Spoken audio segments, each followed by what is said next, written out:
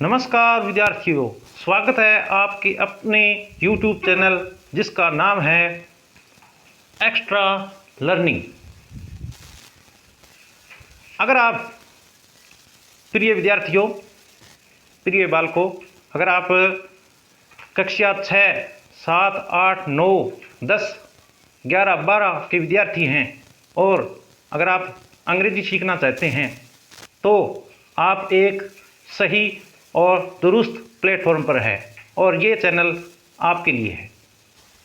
इसके साथ साथ अब अभिभावकों से भी मेरा कहना है कि अगर आपका बच्चा कक्षा 6, 7, 8, 9, 10, 11, 12 में पढ़ता है तो यह चैनल आपके लिए है और आपके लिए यह चैनल बेहद ही आपके बच्चों के लिए उपयोगी साबित होने वाला है।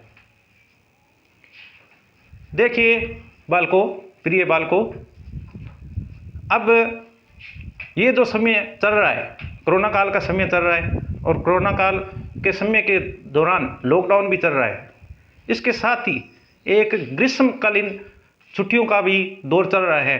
तो अपने कह सकते हैं कि लॉकडाउन और ग्रीष्मकालीन छुट्टियों का जो ये दौर है उनका इन दोनों का अनोखा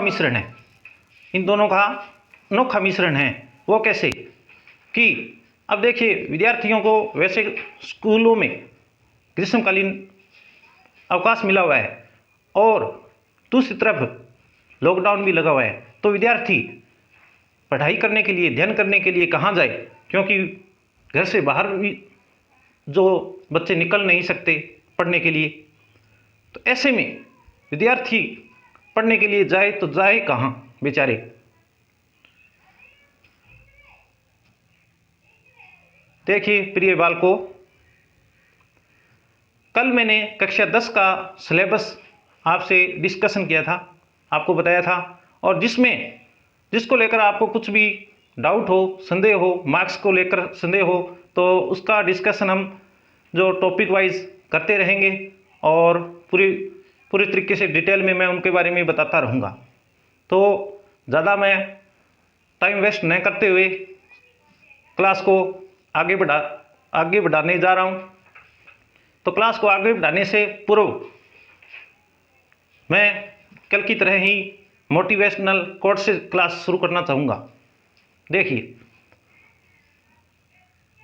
भगवत गीता में कहा है कि कर्म करो, फल की चिंता मत करो, अर्थात कर्म करो। और विद्यार्थी जीवन का कर्म क्या है? अध्ययन करना, पढ़ाई करना।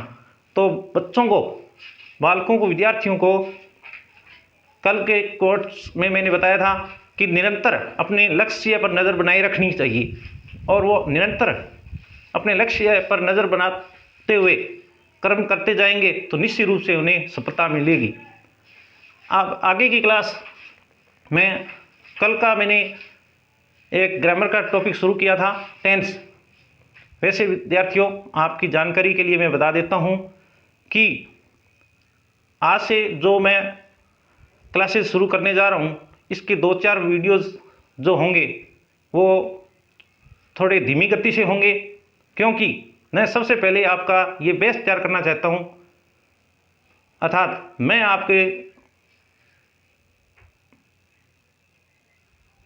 आपका बेस तैयार करना चाहता हूँ और सबसे पहले मैं आपके लिए अंग्रेजी की समझ पैदा करना चाहता हूँ कि आपके पेपर में, यानी आपके एग्जाम में क्या पूछा जाएगा वो तो बाद में करवाता ही रहूँगा, लेकिन सबसे पहले बच्चों के सबसे बड़ी प्रॉब्लम जो होती है वो यह है कि अंग्रेजी हमें समझ में नहीं आती।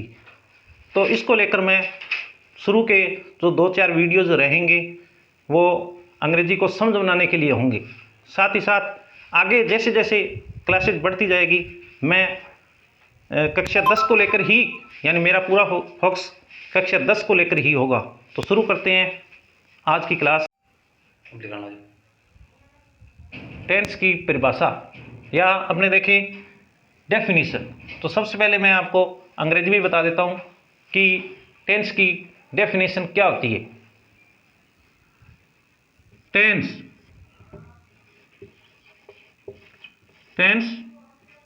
Is a tense is a form of a verb that shows time. Something happened. Something happened or is going to happen. देखिए विद्यार्थियों, tense is a form of a verb. Form of a verb. Tense क्या है? Tense एक verb. Verb को हिंदी में बोलते हैं क्रिया।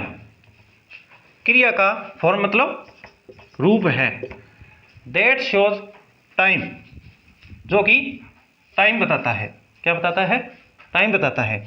समथिंग हैपेंड, यानी कुछ घटित हुआ हो, यानी कुछ कार्य हुआ हो, कुछ काम हुआ हो या हो रहा हो।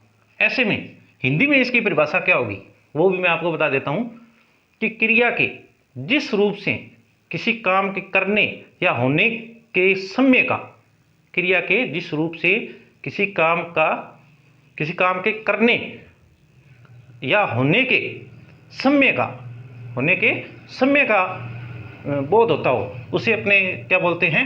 टेंस बोलते हैं। उसी हम टेंस बोलते हैं। तो उसके कुछ अपने एग्जाम्पल लेंगे।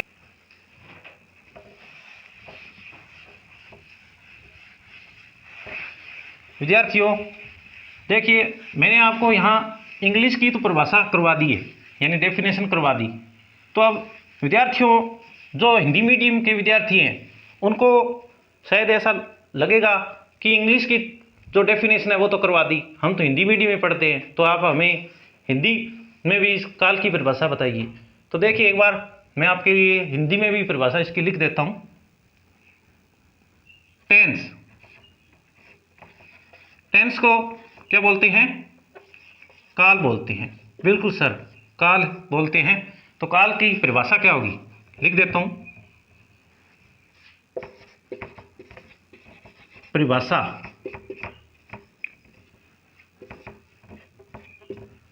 काल की परिभाषा क्या बनेगी? क्रिया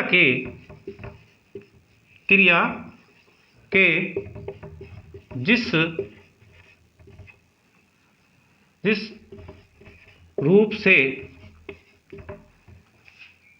से किसी काम के करने या होने के समय का बोध होता हो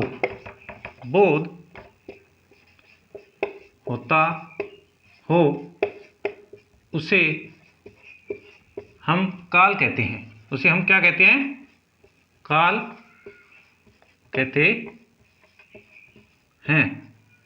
ये हुई काल की परिभाषा। एक बार फिर से देखिए, क्रिया के जिस रूप से, रूप, अब जब अपने अंग्रेजी की जो डेफिनेशन देखी थी टेंस की, उसके अंदर फॉर्म शब्द आया था, यानी रूप। क्रिया के जिस रूप से, क्रिया, उसमें एक वर्ब शब्द आया था, यानी क्रिया शब्द आया था, और एक रूप शब्द आया है, यानी क्रिया के जिस रूप से, क्रिया के जिस रूप से किसी काम के करने, यानी किसी घटना के या किसी काम के, काम मतलब घटना या किसी काम के करने के या होने के समय, यानी उसमें टाइम का भी जिक्र किया, उस डेफिनेशन में अपने टाइम का भी जिक्र किया, तो टाइम का बोध होता हो या समय का बोध होता हो, उसे हम क्या कहते हैं? काल कहते हैं। ये तो भी टेंस या काल की परिभाषा। अब आगे इसका अपने एग्जाम्पल लेकर समझते हैं। देखिए, चलो एक बार मैं साफ कर लेता हूँ, इतने में आप स्क्रीन शॉट ले लीजिए। एक बार मैं साइड में हो जाता हूँ, स्क्रीन शॉट्स ले लीजिए। ले लिया होगा आपने।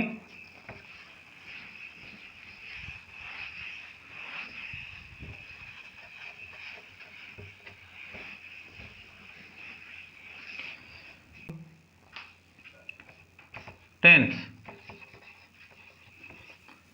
यानी काल। Example, examples. पहला वाक्य देखिए हिंदी में, नंबर 1, आप वीडियो देख रहे हैं। आप वीडियो देख रहे हैं, देख रहे हैं। और कल आपने वीडियो देखा, कल मैंने एक वीडियो बनाया था, उसको आपने देखा, तो उसके लिए एक हिंदी में क्या लाइन बनेगी? आपने वीडियो देखा। अब इसमें देखिए, आप वीडियो देख रहे हैं, आपको अंग्रेजी में क्या बोलते हैं? यू। देख रहे हैं, यू आर वॉचिंग वीडियो। अब इसका दूसरा वाक्य देखिए, आपने वीडियो देखा, यानी कल जो मैंने एक वीडियो तैयार किया था उसको आपने देखा होगा, तो आप क्या बोलेंगे? आप क्या बोलेंगे? हमने आज वीडियो देखा। तो आपने कल वीडियो देखा, इसकी अंग्रेजी लाइन इस प्रकार से बनेगी, यू वॉच्ड वीडियो।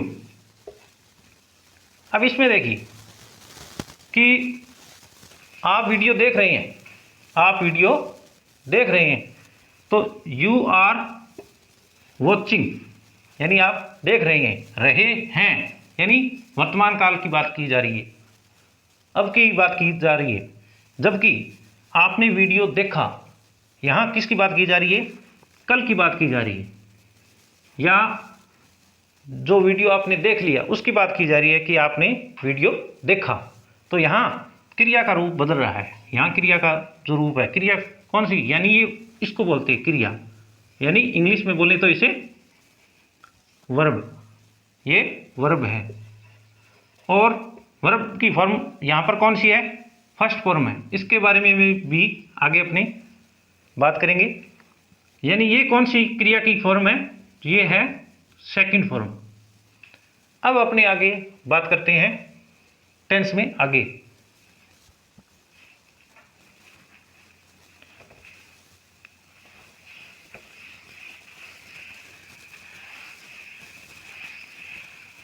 आगे देखिए विद्यार्थियों, अगला प्रश्न आपका क्या हो सकता है? मैंने आपको बताया था कि आप हमारे चैनल से क्यों जुड़ेंगे या आप हमारे चैनल को क्यों देखेंगे। तो देखिए कि कल मैंने आपको बताया था कि जो भी आपके या आपसे जो प्रश्न होंगे वो मैं ही करने वाला हूँ और उनका उत्तर भी मैं ही देने वाला हूँ। तो अगला आपका जो प्रश्न होगा, यानी टेंस, टेंस को हिंदी में बोलते हैं काल, और काल कितने होते हैं? तो ये अगला प्रश्न आपका निश्चित रूप से बनने वाला है। तो टेंस कितने होते हैं? तो देखिए टेंस होते हैं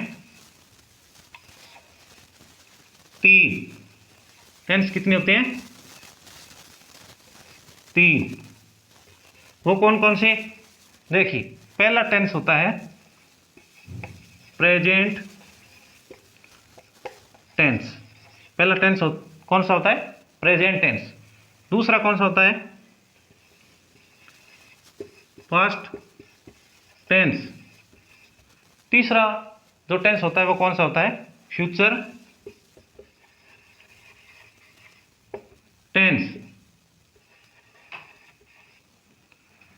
अब सर आपका जो प्रश्न हो सकता है कि सर आप बताइए कि ये जो आपने लिखा है प्रेजेंट टेंस, पास्ट टेंस और फ्यूचर टेंस, तो इनका हिंदी अर्थ क्या होता है? वह भी हमें बता दीजिए। तो देखिए प्रेजेंट टेंस को हिंदी में बोलते हैं वर्तमान काल। पास्ट टेंस को हिंदी में बोलते हैं भूतकाल। फ्यूचर टेंस को हिंदी में क्या बोलते हैं, देखिए, भविष्यत काल। ये तो ही तीनों टेंस की हिंदी में इनको क्या बोलते हैं वो। अब अपने जो बनता था भी, आपने एक प्रश्न पूछा था कि टेंस कितनी होती हैं, तो टेंस होते हैं 3। अब जब यहाँ 3 का जिक्र हो गया है, यानी टेंस 3 होती हैं, तो इसका मतलब यह टेंस तो नहीं रहा, क्योंकि ये तो टेंसेज हो गया। तो यहाँ एस और लगाना पड़ेगा आपने। एस क्यों लगाना पड़ेगा, तो इसके लिए, क्योंकि ये तो एक एक्स्ट्रा बात हो जाती है। एस क्यों लगाया, तो देखिए एस के बारे में अपनी बात कर लेते हैं कि एस का मतलब हो गया टेंस, और टेंसेज का मतलब हो गया कि जो टेंस है वो एक नहीं होते, जबकि टेंस के 3 होते हैं। कितने होते हैं, 3। टेंस कितने होते हैं, 3 होते हैं। तो 3 होते हैं, तो इसका मतलब यहाँ एस लगाने का मतलब क्या हुआ, यानी टेंस से टेंसेज बन गया, यानी एक वचन से क्या बन गया, बहुवचन बन गया। क्या बन गया, बहुवचन। सर ये तो एक्स्ट्रा बात हो गई। अब एक वचन और बहुवचन, सर इनके बारे में बता दीजिए। देखिए ये एक्स्ट्रा बात हो जाएगी, क्योंकि अपना जो टॉपिक चल रहा है वो टेंस चल रहा है। तो एक वचन और बहुवचन के बारे में आगे हम जैसे जैसे अध्ययन करेंगे, आगे जैसे जैसे ये टॉपिक बढ़ेगा तो मैं आगे बता दूंगा। बट मैं आपको इनका इंग्लिश में बता देता हूँ कि एक वचन को इंग्लिश में क्या बोलते हैं। तो एक वचन को बोलते हैं सिंगुलर नंबर, जबकि बहुवचन को क्या बोलते हैं इंग्लिश में, प्लूरल नंबर। अब क्योंकि यहाँ मैंने एस लगाया, और एस लगाने का मतलब एक वचन से बहुवचन हुआ, यानी एक वचन को बोलते हैं सिंगुलर नंबर और बहुवचन को बोलते हैं प्लूरल नंबर। तो ये टेंसेस, यानी क्योंकि टेंस के जो है 3 प्रकार के होते हैं, यानी टेंस 3 होते हैं। तो यहाँ पे अपने आगे बात करी भी क्या, प्रेजेंट टेंस भी आगे, प्रेजेंट टेंस को भी आगे विभाजित किया जा सकता है, बिल्कुल किया जा सकता है, क्योंकि टेंस प्रेजेंट टेंस के भी आगे भाग होते हैं। तो यहाँ भी हमें एस लगाना पड़ेगा, क्योंकि प्रेजेंट टेंस के आगे भाग होते हैं। इसी प्रकार पास्ट टेंस के भी आगे भाग होते हैं, तो यहाँ पे भी एस लगाना पड़ेगा। फ्यूचर टेंस क्या ये भी एक होता है, नहीं, तो यहाँ पे भी हमें एस लगाना पड़ेगा, यानी ये फ्यूचर टेंस भी ज़्यादा होते हैं। तो प्रेजेंट टेंस, पास्ट टेंस और फ्यूचर टेंस, यानी प्रत्येक टेंस के कितने कितने भाग होते हैं। अब आगे अपने इसके बारे में अध्ययन करते हैं।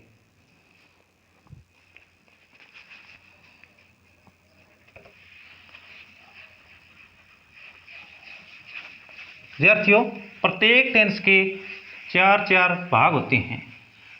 प्रत्येक टेंस के कितने कितने भाग होते हैं, 4 भाग होते हैं। मैं यहाँ क्रम से लिख देता हूँ। प्रेजेंट टेंस, दूसरा मैं यहाँ लिख देता हूँ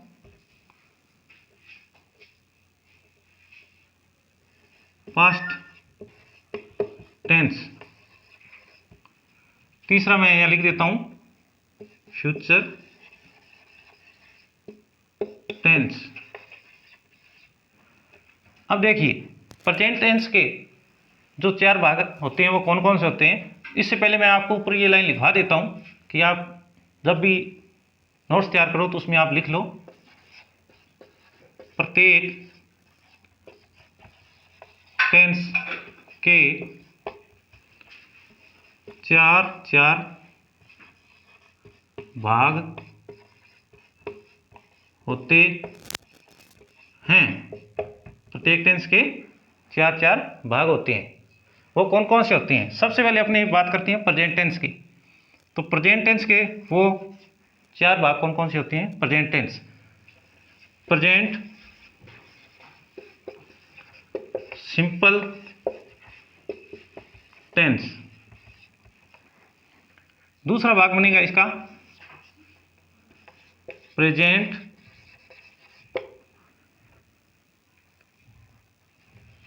कंटिन्यूस टेंस। तीसरा भाग बनेगा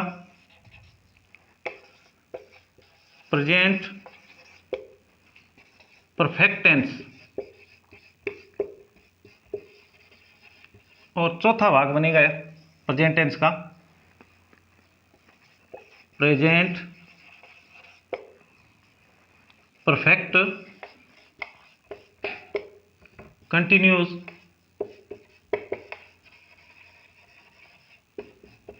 टेंस। तो आगे देखिए पास्ट टेंस।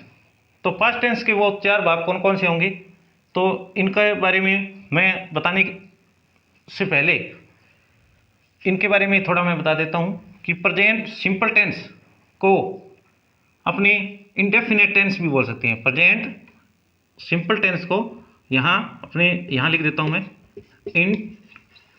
इनडेफिनिट टेंस भी बोल सकते हैं। अब हिंदी में इनको क्या बोलते हैं कि सर आपने अंग्रेजी में तो बता दिया, अब इनका आप हिंदी में भी बताइए।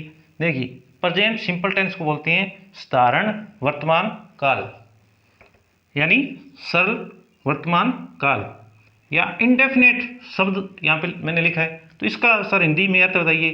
तो इंडेफिनेट का मतलब होता है अनिश्चित कालीन या अनियमित, या इसका एक अर्थ ऐसे भी ले सकते हैं, अस्पष्ट भी ले सकते हैं, यानी इसका हिंदी में अर्थ क्या होता है अनिश्चितकालीन। अब बात करें, कुछ विद्यार्थी ऐसे बोल सकते हैं कि हमें अंग्रेजी पढ़नी नहीं आती, तो उसके लिए अपने क्या करें, देखो कि मैं बोल रहा हूँ इसको मैं किस तरीके से पढ़ रहा हूँ, प्रेजेंट सिंपल टेंस, आगे लिखा है इनडेफिनिट, इनडेफिनिट भी कहीं कहीं आपको लिखा हुआ मिलेगा, तो इनडेफिनिट भी आप पढ़ सकते हो।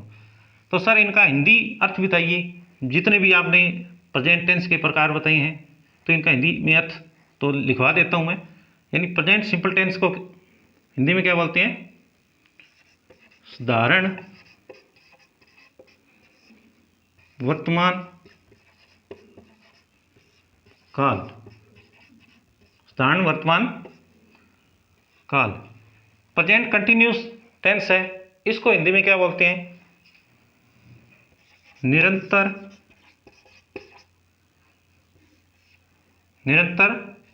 वर्तमान काल। तीसरा है प्रेजेंट परफेक्ट टेंस, क्योंकि परफेक्ट जब शब्द आ जाता है तो इसका आपको पता ही है कि अपने हर किसी को बोल देते हैं परफेक्ट, तुम तो इस काम में परफेक्ट हो या तुम उस काम में परफेक्ट हो। तो परफेक्ट का जो अर्थ होता है वो होता है पूर्ण, यानी इसको प्रेजेंट परफेक्ट टेंस को हिंदी में क्या बोलते हैं, पूर्ण वर्तमान काल, पूर्ण वर्तमान काल। प्रेजेंट परफेक्ट कंटिन्यूस टेंस, तो इसको अपने क्या बोलेंगे, निरंतर, या आपने बोल सकते हैं लगातार पूर्ण वर्तमान काल। ये तो हुई अपने प्रेजेंट टेंस के चार भाग की या चार प्रकार की। अब आगे अपनी बात करते हैं पास्ट टेंस के वो चार भाग कौन कौन से होते हैं, इनका अपने आगे अध्ययन करते हैं।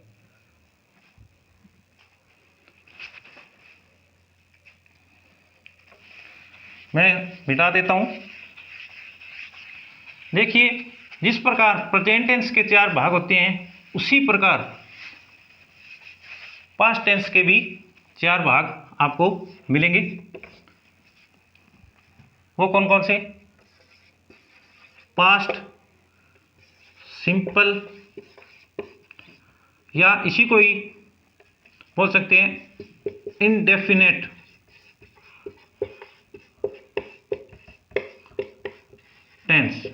पास्ट सिंपल या इंडेफिनिट टेंस। दूसरा जो इसी का भाग हो जाता है वो है past continuous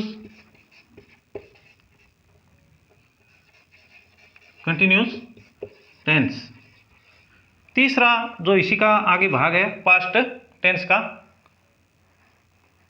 past perfect tense. और चौथा पास्ट टेंस का जो भाग होता है वो देखिए कौन सा है, पास्ट परफेक्ट कंटिन्यूस टेंस। अब देखिए पहले मैं प्रेजेंट टेंस में आपको बता चुका हूं कि प्रेजेंट टेंस में मैंने क्या बताया था कि प्रेजेंट सिंपल या इंडेफिनिट टेंस, और इसका मैंने हिंदी में आपको क्या बताया था कि सरल या साधारण वर्तमान काल। लेकिन यहां जब पास्ट टेंस की बात आ जाती है तो इसका हिंदी अर्थ क्या बनेगा, इस प्रकार से बनेगा हिंदी अर्थ। देखिए साधारण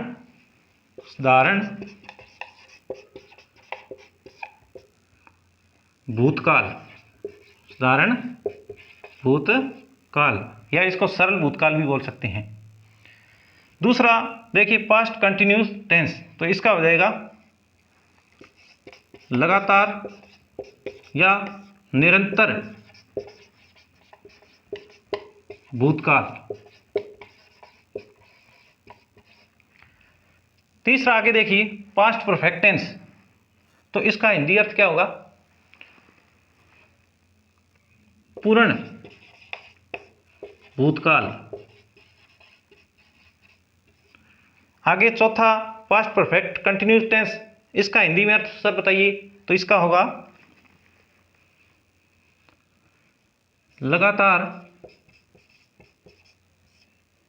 पूर्ण भूतकाल।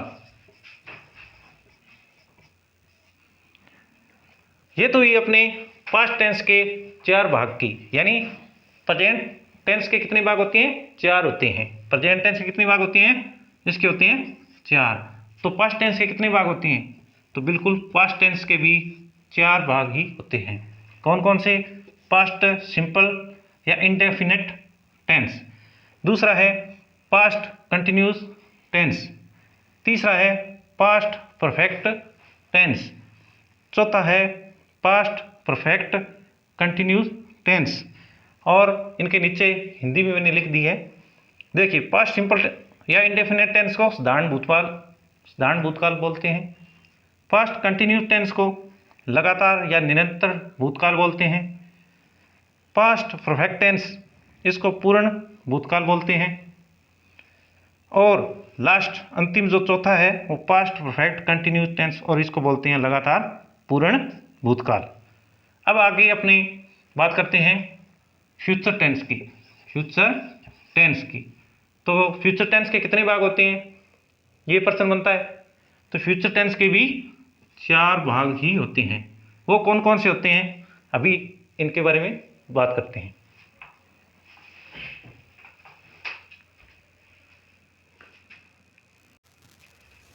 देखिए विद्यार्थियों, अब मैं फ्यूचर टेंस की बात करता हूं कि फ्यूचर टेंस के चार भाग कौन कौन से होते हैं।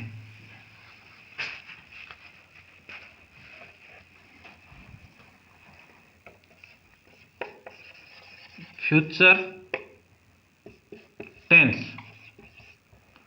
इसका जो पहला भाग होता है वो कौन सा होता है, फ्यूचर सिंपल टेंस। दूसरा जो फ्यूचर टेंस का भाग होता है वो होता है फ्यूचर कंटिन्यूस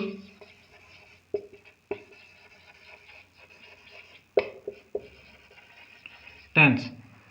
तीसरा जो फ्यूचर टेंस का भाग होता है वो होता है फ्यूचर परफेक्ट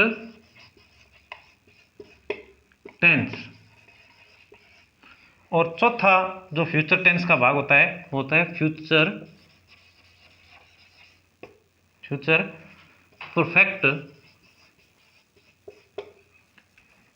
कंटिन्यूस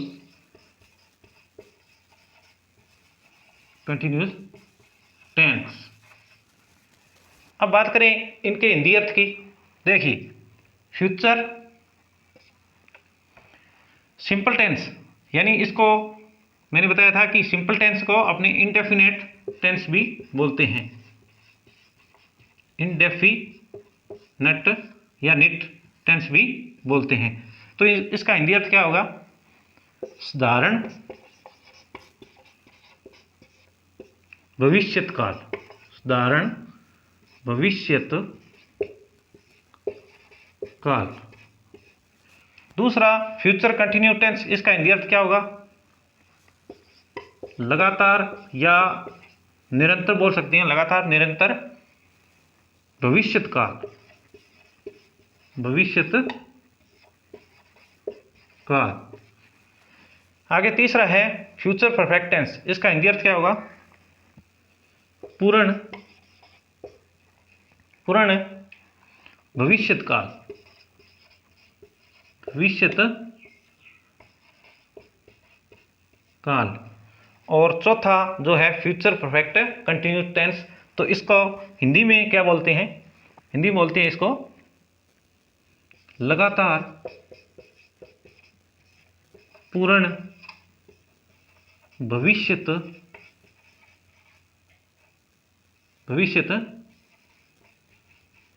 काल।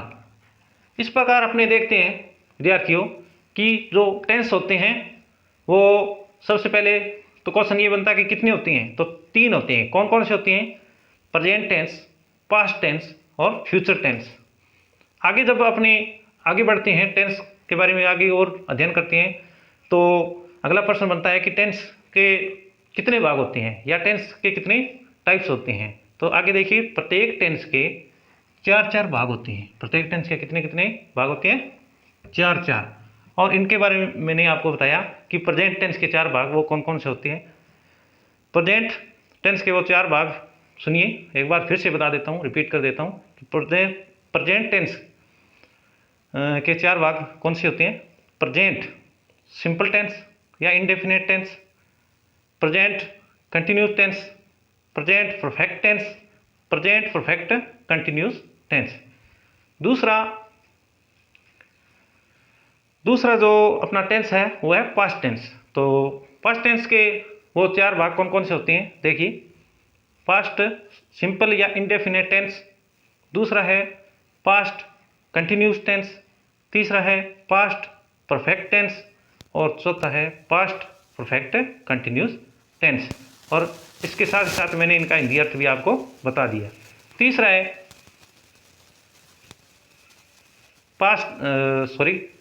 Future tense. और फ्यूचर टेंस के वो 4 भाग कौन कौन से होते हैं? सुनिए, फ्यूचर सिंपल या इंडेफिनेट टेंस पहला, दूसरा है फ्यूचर कंटिन्यूस टेंस, तीसरा है फ्यूचर परफेक्ट टेंस और चौथा है फ्यूचर परफेक्ट कंटिन्यूस टेंस। तो देखिए विद्यार्थियों, इस प्रकार से वीडियो देखते हैं कि अपने काफ़ी लंबा हो जाता है, काफ़ी टाइम से मैं आपको अध्ययन करवा रहा हूँ। तो आज के लिए बस इतना ही। आप वीडियो को देखिए, वीडियो को लाइक कीजिए, शेयर कीजिए, साथ ही चैनल को सब्सक्राइब कीजिए और इसके साथ लगे बेल आइकन को प्रेस कीजिए ताकि हमारे आने वाले जो तमाम वीडियोस हैं उनके नोटिफिकेशन आपको टाइम टू टाइम मिलते रहें। और इसके साथ ही अगर आपको किसी प्रकार की डाउट है या आप हमसे कुछ प्रश्न पूछना चाहते हैं तो इसको लेकर आप हमें कमेंट बॉक्स पर जाकर कमेंट भी कर सकते हैं। धन्यवाद। Thank you.